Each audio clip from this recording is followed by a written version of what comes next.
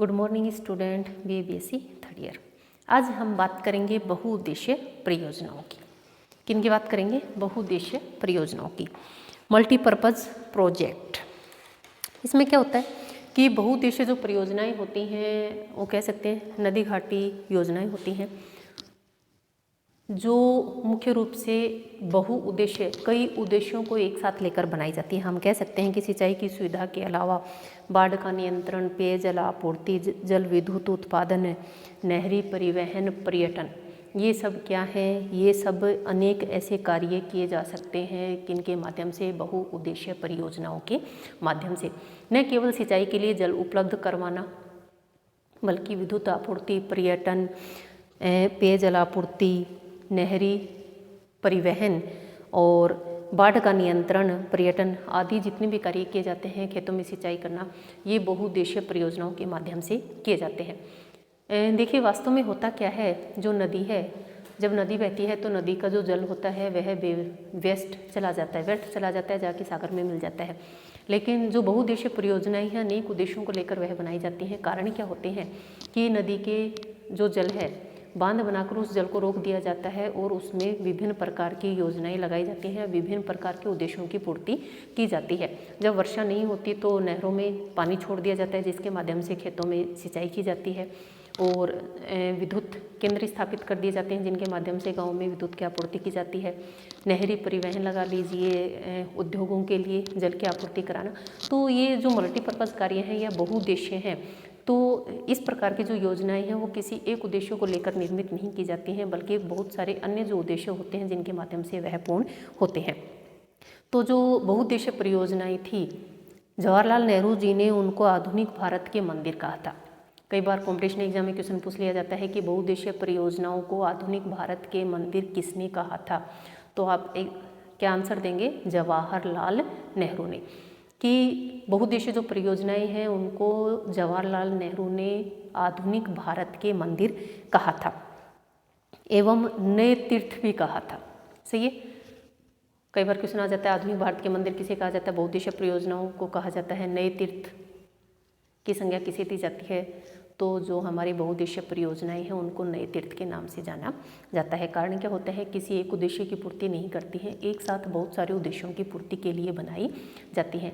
आप सभी जानते हैं जैसे कोसी नदी है, बिहार में प्रतिवर्ष बाढ़ आ जाती है, अपना स्थान परिवर्तन के लिए जानी जाती है। विसर्पाकार नदी विसर्पाकार मार्ग का अनुसरण करती, कह सकते हैं अपने मार्ग परिवर्तन के लिए जानी जाती है, और बहुत सारी ऐसी भूमि है जिसको जलमग्न कर देती है, जिसके कारण जो भूमि है उसकी उपजाऊ क्षमता कम हो जाती है, या हम कह सकते हैं कि बहुत सारे भूभाग को जलमग्न कर देती है, फसलों पर प्रतिकूल प्रभाव पड़ता है। अब बाढ़ आएगी तो आप सभी जानते हैं फसल का उत्पादन नहीं होगा। तो ऐसी जो परियोजनाएं हैं जिनके माध्यम से हम क्या कर सकते हैं, वहाँ पर बांध बनाकर उस जल का सही रूप में उपयोग कर सकते हैं, ऐसे गांव को बचा सकते हैं जो बाढ़ की चपेट में आते हैं। और हम कह सकते हैं जल का अगर हम सही रूप से उपयोग करें तो उसको विभिन्न उद्देश्यों की पूर्ति में हम उसको कार्य में ले सकते हैं। तो इन सब को ध्यान में रखते हुए क्या हुआ था, जो हमारी बहुउद्देशीय परियोजनाएं थी उनका निर्माण किया गया था। स्वतंत्र भारत की अगर हम बात करें तो हमारी प्रथम बहुउद्देशीय योजना थी दामोदर घाटी परियोजना। स्वतंत्र भारत की बात करें, स्वतंत्र भारत की प्रथम जो हमारी परियोजना थी बहुउद्देशीय परियोजना। कारण क्या था, यूएसए है, यूएसए में एक नदी का नाम है टेनेसी नदी, और वहाँ पर इस प्रकार की बहुउद्देशीय परियोजनाएं लागू की गई थी। लेकिन जब भारत में उसका देखा गया कि इसका बहुत ज़्यादा प्रभाव पड़ता है, जिसके कारण बाढ़ को नियंत्रित किया जा सकता है, निचले भागों में जो जल भर जाता है, बाढ़ वाली स्थिति आ जाती है, उससे हम निजात पा सकते हैं, मिट्टी संरक्षण में सहयोग हो सकता है। तो उसी आधार पर भारत में एक नदी घाटी परियोजना का निर्माण किया गया था, जिसको हम बोलते हैं दामोदर घाटी परियोजना। कॉम्पिटिशन एग्जाम में भी आ जाता है दामोदर घाटी परियोजना किस परियोजना के अनुरूप है या किस परियोजना के अकॉर्डिंग मॉडल पर आधारित है, तो हम कहेंगे यूएसए की जो टेनेसी नदी घाटी है उस परियोजना के मॉडल पर आधारित है। उससे हम इंस्पायर हुए और उसके आधार पर हमने क्या किया, दामोदर घाटी नदी घाटी परियोजना का निर्माण किया। तो जो आधुनिक भारत के मंदिर हैं वो किसे कहा गया था? जवाहरलाल नेहरू ने। जो बहुउद्देशीय परियोजना है उनको आधुनिक भारत के मंदिर कहा। सिंचाई है, पेयजल आपूर्ति है, विद्युत आपूर्ति है, उत्पादन है, अनेक व्यापक जो संभावनाएं हैं उनको देखते हुए और उन संभावना को उपयोग करते हुए बहुउद्देशीय परियोजनाएं हैं उसके महत्व को नकारा नहीं जा सकता है और कुछ मुख्य बहुउद्देशीय परियोजनाएं हैं जिनका हम विस्तारपूर्वक यहाँ अध्ययन करेंगे। अगर इसमें क्वेश्चन आता है तो भारत की निम्न बहुउद्देशीय परियोजना के बारे में विस्तार से वर्णन करें। ठीक है, जितनी भी बहुउद्देशीय परियोजनाएं हैं मैप पर भी आपको सब कौन सी कहाँ है क्या स्थिति है मैप पर भी उसको प्रदर्शित करूँगी। एक बार हम पहले उनको डिटेल से पढ़ते हैं। ठीक है, प्रथम है हमारी दामोदर घाटी परियोजना। दामोदर घाटी परियोजना आप सभी जानते हैं, दामोदर नदी, नदियों में मैंने आपको पढ़ाया था, दामोदर नदी छोटे नागपुर के पठार से निकलती है। आगे गंगा नदी की एक वितरिका होती है हुगली। वितरिका किसे कहेंगे कि कोई भी जो शाखा लगा लीजिए, नदी की कोई भी धारा अलग से निकल जाती है लेकिन वापस नदी में नहीं मिलती है, हम उसको बोलते हैं वितरिका। सही है, तो जो हुगली नदी है वो क्या है, गंगा नदी की एक वितरिका है और वह क्या कोलकाता जो शहर है उसके पास से होती हुई, कोलकाता कौन सी नदी के किनारे स्थित है, हुगली नदी के, तो उसके किनारे होती हुई कहाँ गिर जाती है, बंगाल की खाड़ी में गिर जाती है। और दामोदर नदी किस में आके मिलती है, उसी हुगली नदी में आकर मिलती है। वैसे देखा जाए तो जो हुगली जो नदी है वो गंगा नदी की वितरिका है। कारण क्या है कि गंगा नदी से निकलती है लेकिन गंगा नदी में वापस वह नहीं मिलती है। अब वापस कोई भी शाखा है, कोई भी नदी है वापस नहीं मिलती है तो उसको वितरिका कहा जाता है। तो गंगा की सहायक है कौन सी, हुगली, या गंगा की एक शाखा है हुगली, गंगा की एक वितरिका है हुगली नदी। कलकत्ता के तट के पास कहाँ गिरती है, बे ऑफ बंगाल में गिरती है। दामोदर नदी निकलती है कहाँ से, छोटा नागपुर के पठार से निकलती है और बहती हुई पूर्व की ओर बहती हुई कहाँ पहुँच जाती है, उस हुगली नदी में मिल जाती है। सही है, उसी हुगली नदी पर क्या बनाया है हमने, कौन सा बांध बनाया है, दामोदर घाटी परियोजना। दामोदर घाटी परियोजना नदी पर, दामोदर जो घाटी परियोजना है, पहले देखिए क्या होता था कि दामोदर नदी के कारण क्या होता था, जो पश्चिमी बंगाल है उसमें बाढ़ आ जाती थी। कारण क्या था, वर्षा किधर होती थी, झारखंड या बिहार वाले क्षेत्र में होती थी, लेकिन निचला भाग कौन सा था, वेस्ट बंगाल था। इसलिए जो दामोदर नदी है वह पश्चिमी बंगाल में बाढ़ के मुख्य कारक मानी जाती थी। और लेकिन क्या हुआ, दामोदर घाटी परियोजना बनने के बाद क्या हुआ, उस क्षेत्र को बाढ़ से निजात मिल गई। हमने क्या किया, उस पर बांध बनाया, बांध बनाने के कारण जल को रोक लिया गया। और जब जल को हमने रोक लिया तो क्या हुआ, जल को रोकने से आगे जो बाढ़ वाली स्थिति थी उस पर नियंत्रण पा लिया गया। जो दामोदर घाटी परियोजना है स्वतंत्र भारत की प्रथम परियोजना। कई बार क्वेश्चन आ जाता है, स्वतंत्र भारत की प्रथम बहुउद्देशीय परियोजना का नाम बताइए। दामोदर घाटी परियोजना। स्वतंत्र भारत की प्रथम बहुउद्देशीय योजना का नाम बताइए, तो आप क्या कहेंगे, दामोदर घाटी परियोजना। स्वतंत्र भारत की प्रथम, सही है, कौन सी, दामोदर घाटी परियोजना। विस्तार पाया जाता है झारखंड तथा पश्चिम बंगाल में। यह जो परियोजना है इसका जो विस्तार है वह झारखंड तथा पश्चिम बंगाल में पाया जाता है। देखिए छोटा नागपुर पठार कहाँ, झारखंड, छोटा नागपुर पठार से बहती हुई दामोदर नदी हुगली नदी में मिलती है, तो झारखंड और दूसरा पश्चिम बंगाल, इन दो राज्यों में दामोदर नदी घाटी का विस्तार पाया जाता है। आधारित किस पर है, यूएसए की टेनेसी, संयुक्त राज्य अमेरिका की टेनेसी घाटी परियोजना से इंस्पायर होकर हमने कौन सी नदी घाटी का निर्माण किया, दामोदर घाटी परियोजना का निर्माण किया। क्यों, क्योंकि वेस्ट बंगाल बाढ़ से अत्यधिक पीड़ित रहता था। तो जब देखा कि अमेरिका में इस प्रकार की संभावनाएं हैं, बाढ़ को नियंत्रित कर लिया गया है, बांध बनाकर इस प्रकार की एक योजना है, तो उसी योजना के आधार पर भारत में एक नदी घाटी परियोजना का निर्माण किया गया जिसका नाम है दामोदर नदी परियोजना, दामोदर घाटी परियोजना।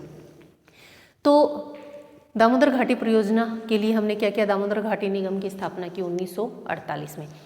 दामोदर घाटी निगम की स्थापना की गई 1948 में।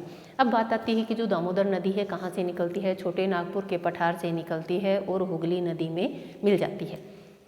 गंगा की एक वितरिका है हुगली नदी में मिल जाती है। हुगली नदी आगे कोलकाता से होते हुए पश्चिम बंगाल, कोलकाता से होते हुए बंगाल की खाड़ी में गिर जाती है। तो छोटे नागपुर पठार से हुगली नदी पर जो दामोदर जो नदी है वो क्या हुगली में मिल जाती है। और यह जो परियोजना है दामोदर नदी पर बनाई गई है। इस परियोजना में 8 बांध बनाए गए हैं। दामोदर घाटी परियोजना में 8 बांध बनाए गए हैं। कई बार पूछ लिया जाता है तेलैया बांध कौन सी नदी घाटी परियोजना का भाग है, या जो तेलैया बांध है वह कौन सी नदी पर निर्मित है, कौन सी नदी पर, दामोदर नदी पर। ठीक है, 8 बांध हैं। बांध के नाम सुनिए, तेलैया, कोनार, मैथान, पचेत पहाड़ी, बोकारो, बाल पहाड़ी, बरमो और दुर्गापुर। सही है, ये 8 बांध हैं। 8 बांधों का निर्माण किया गया है और पानी को रोकने का प्रयास किया गया है ताकि जो पश्चिम बंगाल वाला जो भाग है वहाँ पर बाढ़ को नियंत्रित किया जा सके या बाढ़ वाली स्थिति वहाँ पर उत्पन्न नहीं हो। 8 बांध हैं, तेलैया, कोनार, मैथान, पचेत पहाड़ी, बोकारो, बाल पहाड़ी, बरमो और दुर्गापुर। ठीक है, नोट्स इसी प्रकार से बनाना, याद करने का सीक्वेंस भी इसी प्रकार से रखना। ये बिल्कुल शॉर्ट है, आपको जो भी ऐड करना हो 2 लाइन में यहाँ ऐड कर सकते हो। आप इसको जितना विस्तारित रूप दे सकें उतना विस्तारित रूप दे सकते हैं। ठीक है, दामोदर घाटी परियोजना पर 8 बांधों का निर्माण किया गया है, लेकिन बोकारो, दुर्गापुर और चंद्रपुर, एक है पतरातू। पतरातू में ताप विद्युत गृहों की स्थापना की गई है। ताप विद्युत गृहों का यहाँ पर निर्माण किया गया है, कह सकते हैं उनके माध्यम से क्या बिजली का उत्पादन किया जाता है। बोकारो है, दुर्गापुर है, चंद्रपुर है और पतरातू है। तो दामोदर जो नदी घाटी परियोजना है उस पर इन 4 क्षेत्रों पर ताप विद्युत केंद्रों की स्थापना की गई है। 8 बांध बनाए गए हैं। हुगली नदी दामोदर जो नदी है छोटे नागपुर के पठार से निकलती है, हुगली नदी में मिल जाती है। और किस पर आधारित है दामोदर नदी घाटी का जो निगम है उसकी स्थापना कब की गई थी? 1948 में की गई थी।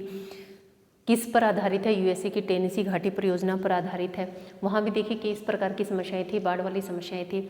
और यहाँ पर झारखंड में जो वर्षा होती थी, लेकिन झारखंड ऊपरी भाग में स्थित है, पश्चिम बंगाल निचली घाटी में स्थित है, जिसके कारण जो पश्चिम बंगाल वाला क्षेत्र था वहाँ पर बाढ़ आती रहती थी। उस बाढ़ की बारंबारता से यहाँ का जो जनजीवन था वह अत्यधिक अस्त व्यस्त रहता था। इसलिए यूएसए की जो टेनेसी घाटी परियोजना थी उसी के आधार पर यहाँ पर एक नदी घाटी परियोजना का निर्माण किया गया, जिससे जो बाढ़ की जो बारंबारता थी उसको समाप्त किया जा सके। इस नदी घाटी परियोजना का मुख्य उद्देश्य ये था कि वेस्ट बंगाल में जो बाढ़ वाली स्थिति है उससे निजात पाना। तो ये थी हमारी दामोदर घाटी परियोजना, स्वतंत्र भारत की प्रथम नदी घाटी परियोजना। यूएसए की टेनेसी घाटी परियोजना पर से इंस्पायर होकर हमने क्या किया, दामोदर घाटी निगम की स्थापना की थी 1948 में। हुगली नदी कहाँ से निकलती है? छोटे नागपुर के पठार से निकलती है और कहाँ आगे गंगा की एक वितरिका है हुगली नदी, उसमें मिल जाती है। इस नदी घाटी परियोजना के अंतर्गत 8 बांध बनाए गए हैं। 8 बांधों में जिसकी अगर हम बात करें, तेलैया, कोनार, मैथान, पचेत पहाड़ी, बोकारो, बाल पहाड़ी, बरमो और दुर्गापुर, 4 जो केंद्र हैं वहाँ पर ताप विद्युत गृहों का क्या किया गया है, स्थापना की गई है। नेक्स्ट बात करेंगे हम भाखड़ा नांगल परियोजना की। भाखड़ा और नांगल परियोजना देश की सबसे बड़ी परियोजना, क्वेश्चन आ जाता है कॉम्पिटिशन एग्जाम में, बहुत बार आया भी हुआ है। देश की सबसे बड़ी नदी घाटी परियोजना कौन सी है? भाखड़ा नांगल परियोजना। देश की सबसे बड़ी नदी घाटी परियोजना कौन सी है? भाखड़ा नांगल परियोजना। कौन सी नदी पर बनी है? सतलज नदी पर। भाखड़ा नांगल परियोजना है कौन सी नदी पर बनी हुई है? सतलज नदी पर। कितने राज्यों में इसका विस्तार पाया जाता है? पंजाब, हरियाणा, राजस्थान। कितने राज्यों को इसका लाभ मिलता है या कितने राज्यों में इसका विस्तार पाया जाता है? पंजाब, हरियाणा और राजस्थान। जो भाखड़ा जो बांध है विश्व का सबसे ऊंचा बांध है। और किस प्रकार का बांध है? गुरुत्व बांध है। विश्व का सबसे ऊंचा गुरुत्व बांध है। इसकी ऊंचाई की अगर हम बात करें 226 मीटर इस बांध की ऊंचाई पाई जाती है। देखिए होता क्या है, जल को रोका जाता है। जितनी अधिक बांध की ऊंचाई होगी उतने ही अधिक क्षेत्र पर क्या पाया जाता है, सिंचाई की सुविधाएं उपलब्ध हो सकती है। क्योंकि आप सभी जानते हैं बांध की ऊंचाई जितनी अधिक होगी, जब नहरों में पानी छोड़ा जाएगा तो उतने ही अधिक क्षेत्र पर क्या होगा, पानी की आपूर्ति आप कर सकते हैं। अगर बांध की निचाई कम होगी, बांध की निचाई कम होने से क्या होगा, बांध की निचाई कम होगी तो जो जल है उसका दबाव कम पड़ेगा और कम क्षेत्र तक सिंचाई सुविधाएं उपलब्ध हो सकती हैं। लेकिन अगर बांध की ऊंचाई अधिक होगी तो वहाँ से विद्युत का उत्पादन करना, इन सभी कार्यों में क्या मिलता है, सहयोग मिल जाता है। बांध की ऊंचाई जितनी अधिक होती है उसके हिसाब से उतनी अधिक क्षेत्र को सिंचाई सुविधाएं उपलब्ध करवा सकते हैं। तो इस जो भाखड़ा नांगल बांध है इसका निर्माण कब किया गया था? 1963 में। भाखड़ा नांगल जो बांध है इसका निर्माण कब किया गया था? 1963 में। देखिए क्या है, अब कोई भी बांध बनाया जाता है, पानी को रोका जाएगा तो उसके पीछे एक बड़ी सी झील बन जाती है। पानी को रोका जाएगा, भाई बांध बनाओगे आप, बांध खूब मोटी मोटी दीवारें होती हैं, लोहे के गेट लगे होते हैं कि जब जल स्तर बढ़ जाए तो उन गेट को खोल दिया जाए और नहरों के माध्यम से सिंचाई में उपयोग में लिया जाता है। तो जो बांध बनाए जाते हैं तो उनके पीछे क्या होता है, जल को एक जगह रोका जाता है। जब जल को एक जगह रोका जाता है तो उसके पीछे बड़ी सी झील निर्मित हो जाती है। तो अब हम बात करें कि जो भाखड़ा पर हमने क्या बनाया, बांध बना दिया। बांध के पीछे झील है, झील को बोलते हैं गोविंद सागर झील। भाखड़ा नांगल बांध है, उसके पीछे जो झील है, बांध के पीछे जो झील है उसको हम क्या कहेंगे, गोविंद सागर झील। कई बार कॉम्पिटिशन एग्जाम में भी क्वेश्चन आ जाता है कि गोविंद सागर झील कहाँ स्थित है, तो आप बताएंगे कि हिमाचल प्रदेश में, कि गोविंद सागर जो झील है वो कहाँ स्थित है, हिमाचल प्रदेश में। यही कारण है कि यह जो भाखड़ा नांगल परियोजना है 5 राज्यों को इसका लाभ मिलता है। एक कौन शामिल हो गया इसमें, हिमाचल प्रदेश, और एक केंद्र शासित प्रदेश दिल्ली। सही है, दूसरा कौन सा, केंद्र शासित प्रदेश दिल्ली। तो बांध का निर्माण 1963 में किया गया। बांध के पीछे जो झील है उसको गोविंद सागर झील के नाम से जानी जाती है। अब बांध के पीछे जो झील है वो झील वाला इलाका कौन सा है, हिमाचल प्रदेश। देखिए जितने भी बांध बनाए जाते हैं मोस्टली पहाड़ी क्षेत्रों में बनाए जाते हैं। कारण क्या होता है, पहाड़ों से नदियाँ निकलती है, पर्याप्त मात्रा में जल उपलब्ध रहता है, और कारण क्या होता है, बांध बनाने से बहुत सारी पर्यावरणीय समस्याएं भी आती हैं। पर्यावरणीय समस्याएं इसलिए आती हैं, कोई भी बांध बनता है आपने सुना होगा कि उस समय उसका विरोध होना प्रारंभ हो जाता है। कारण क्या होता है, अब पहाड़ी क्षेत्र है तो वहाँ जंगली जीव जंतु, वृक्ष, ये सारी चीज़ें भारी मात्रा में पाई जाती हैं। जैसे ही कोई भी बड़ा भूभाग जलमग्न होगा तो वहाँ पर रहने वाले जीव जंतु क्या होंगे, इससे प्रभावित होते हैं। उनके तो जो आवास हैं, वो जो आवास हैं, प्राकृतिक आवास हैं, वो क्या हो जाते हैं, नष्ट हो जाते हैं, जिसके कारण विभिन्न प्रकार की पर्यावरणीय समस्याओं का भी सामना करना पड़ता है। बांध के पीछे झील बनी हुई है, झील का नाम है गोविंद सागर। लेकिन जो गोविंद सागर झील है, कई बार कॉम्पिटिशन एग्जाम में पूछ लिया जाता है कि गोविंद सागर झील कौन से राज्य में स्थित है। आप सोचते हो कि भाखड़ा नांगल परियोजना पंजाब, हरियाणा, राजस्थान में, हिमाचल से तो कोई लेना देना ही नहीं है। लेकिन जो गोविंद सागर जो झील है जो जहाँ बनी हुई है वो कौन सा, किसका भाग है, हिमाचल प्रदेश का। तो जो गोविंद सागर झील है वह किस पर बनी हुई है, कौन से राज्य में स्थित है, कहाँ, हिमाचल प्रदेश में। भाखड़ा नांगल परियोजना में 2 बांध बनाए गए हैं, एक भाखड़ा पर, दूसरा नांगल पर। दूसरा जो बांध है वो कहाँ बनाया गया है, नांगल पर। ठीक है, भाखड़ा नांगल जो परियोजना है विभिन्न उद्देश्यों की पूर्ति करती है। दिल्ली, हिमाचल प्रदेश, क्योंकि गोविंद सागर झील कहाँ है, हिमाचल प्रदेश। दिल्ली, हिमाचल प्रदेश, पंजाब, हरियाणा और राजस्थान, 5 जो राज्य हैं, या 4 राज्य और दिल्ली केंद्र शासित प्रदेश, वो 5 क्षेत्र इस परियोजना से लाभान्वित होते हैं। ठीक है, 5 जो क्षेत्र हैं वो इस परियोजना से लाभान्वित होते हैं। नेक्स्ट बात करेंगे कोसी परियोजना। आप सभी जानते हैं कोसी नदी को बिहार का शोक कहते हैं। कोसी नदी को क्या बोलते हैं, बिहार का शोक बोलते हैं। कारण क्या है वो भी जानते हैं आप, क्यों। कोसी नदी अपना रास्ता परिवर्तन के लिए जानी जाती है, जिसके कारण उसको क्या बोला जाता है, बिहार का शोक कहा जाता है। देखिए जो कोसी नदी निकलती है तिब्बत से निकलती है और निकलकर नेपाल में, नेपाल के बाद बिहार में एक जगह है भागलपुर के निकट गंगा में मिल जाती है। कोसी नदी कहाँ से निकलती है, तिब्बत से निकलती है। तिब्बत से निकलने के बाद नेपाल में बहेगी, नेपाल के बाद भारत में आती है। भारत में कहाँ, बिहार में, और बिहार में एक जगह का नाम है भागलपुर, और उस भागलपुर के निकट गंगा में मिल जाती है। किसकी सहायक नदी है, कोसी, गंगा की सहायक नदी है। जो कोसी है वह किसकी सहायक नदी है, गंगा की सहायक नदी है। देखिए होता क्या है, उत्तरी बिहार का इसको शोक कहा जाता है। कारण क्या है कि जब यह नदी तिब्बत से निकलती है तो अपने साथ नेपाल होती हुई आती है, तो अपने साथ भारी मात्रा में गाद, मिट्टी, अवसाद लेकर आती है। लेकिन जैसे ही यह बिहार वाले क्षेत्र में आती है तो यह नदी क्या करती है, जैसे मैदानी क्षेत्र में बहना प्रारंभ करती है, अपने साथ जितनी भी गाद मिट्टी लाती है उससे अपना ही रास्ता अवरुद्ध कर देती है, अपने ही मार्ग में रोड़े बिछा देती है। रास्ता अवरुद्ध हो गया तो अन्य धाराओं से बहकर निकलेगी या नहीं निकलेगी। तो यह जो नदी है अपने साथ भारी मात्रा में अवसाद लेके आती है और अपने ही रास्ते को अवरोध कर देती है, जिसके कारण यह नदी मार्ग परिवर्तन के लिए जानी जाती है। पिछले साल यहाँ से बह रही थी, अब नया रास्ता, क्योंकि इसने क्या कर दिया, अपने ही मार्ग को अवरुद्ध कर दिया। अब जैसे ही मार्ग अवरुद्ध हो जाता है तो क्या होगा, मार्ग अवरुद्ध होते ही नदी दूसरे अन्य रास्तों से बहना प्रारंभ कर देती है, जिसके कारण क्या कहा जाता है, इसको बिहार का शोक कहा जाता है। क्यों? क्योंकि नदी हर बार नए रास्ते से बहना प्रारंभ कर देती है और जहाँ नदी बहती है आप समझते हैं कि अत्यधिक जब जल जाएगा तो बाढ़ वाली स्थितियाँ उत्पन्न हो जाती हैं। तो उत्तरी बिहार का इसको शोक कहा जाता है। यही कारण है कि इस पर क्या बनानी, परियोजना बनाई। मुख्य नहर कोसी नदी पर बने हनुमान बैराज नेपाल। देखिए क्या है, मुख्य जो कोसी नदी है इस पर नेपाल में एक बांध का निर्माण किया गया है ताकि जो अतिरिक्त जल आए उसको हम क्या कर सकें, उसको रोक सकें और बिहार को बाढ़ से हम बचा सकें। तो नेपाल में एक बांध का निर्माण किया गया। बांध का नाम है हनुमान नगर बैराज। बांध का नाम क्या है? हनुमान नगर बैराज। कहाँ बनाया गया है? नेपाल में। नेपाल में इस नदी पर एक बांध का निर्माण किया गया है ताकि बिहार को बाढ़ से मुक्त रखा जा सके। बांध का नाम क्या है? हनुमान नगर बैराज। सही है। भविष्य में दामोदर की शक्ति विद्युत घरों से मिलाकर देखिए, जो कोसी परियोजना है और दामोदर दोनों आस पास हैं, तो ऐसा मानना है कि भविष्य के लिए कि उस समय क्या होगा कि जो कोसी नदी है उस पर भी विभिन्न विद्युत घरों का निर्माण किया जा रहा है, दामोदर नदी पर भी विद्युत घरों का निर्माण किया जा रहा है और भविष्य में इनको आपस में जोड़ दिया जाएगा और एक नेटवर्क के रूप में इसका उपयोग में लिया जाएगा। ठीक है, ये थी हमारी कौन सी? कोसी परियोजना।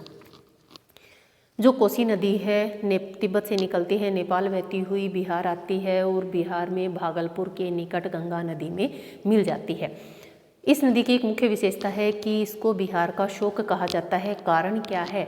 बिहार का शोक इसको क्यों कहा जाता है? क्योंकि यह हर साल बाढ़ आ जाती है। बाढ़ आने के कारण जीवन अस्त व्यस्त हो जाता है, जिसके कारण इसको बिहार का शोक कहा जाता है। कारण क्या है? कारण ये है कि यह जब नदी आती है तो अपने साथ भारी मात्रा में गाद मिट्टी अवसाद लेके आती है और यह नदी अपना ही मार्ग अवरुद्ध कर देती है। जैसे ही नदी का मार्ग अवरुद्ध हो जाता है तो नदी अनेक शाखाओं से होकर बहना प्रारंभ हो जाती है या नए रास्तों का चुनाव कर लेती है, दिशा परिवर्तन के लिए जानी जाती है, जिसके कारण इसको बिहार का शोक कहा जाता है। इसकी जो मुख्य कोसी नदी है उस पर नेपाल में एक बांध का निर्माण किया गया है ताकि जो अतिरिक्त पानी है उसको वहीं रोका जा सके और जो बिहार का जो क्षेत्र है उसको बाढ़ से मुक्त रखा जा सके। उस पर नेपाल में एक किसका निर्माण किया गया है? नेपाल में एक बांध का निर्माण किया गया है, बैराज का निर्माण किया गया है। हनुमान नगर बैराज के नाम से उसको जाना जाता है। और भविष्य में ऐसी योजनाएं हैं कि दामोदर घाटी जो परियोजना है उसके जितने भी शक्ति विद्युत ग्रह हैं उन शक्ति ग्रहों से और जो कोसी नदी की जो शक्ति ग्रह हैं उनको आपस में जोड़कर नेटवर्क बनाने की परियोजना है ताकि जो विद्युत है उसका उत्पादन किया जा सके और गाँवों में जो उसकी मांग है उसकी पूर्ति की जा सके। ये थी हमारी कौन सी परियोजना? कोसी परियोजना। कोसी परियोजना का एक मुख्य उद्देश्य ये भी था ताकि बिहार को बाढ़ मुक्त रखा जा सके। ठीक है, कोसी परियोजना। आज का क्वेश्चन सुनिए आप। भारत की सबसे बड़ी नदी घाटी परियोजना कौन सी है? ठीक है। स्वतंत्र भारत की प्रथम नदी घाटी परियोजना कौन सी है? ठीक है। और दामोदर घाटी परियोजना कौन सी नदी घाटी की परियोजना से इंस्पायर होकर उसका निर्माण किया गया था? दामोदर घाटी निगम की स्थापना कब की गई थी? और दामोदर घाटी परियोजना पर कितने बांधों का निर्माण किया गया है? एक इसमें और लिखवाया था मैंने, क्या लिखा था? ठीक है, भाखड़ा नांगल परियोजना में गोविंद सागर बांध का निर्माण किया गया है, वह कौन से राज्य में स्थित है? ठीक है, ये जितने भी क्वेश्चन आप मुझे इसका कमेंट करके आंसर दें। आज के लिए इतना ही, मिलते हैं नेक्स्ट क्लास में। धन्यवाद।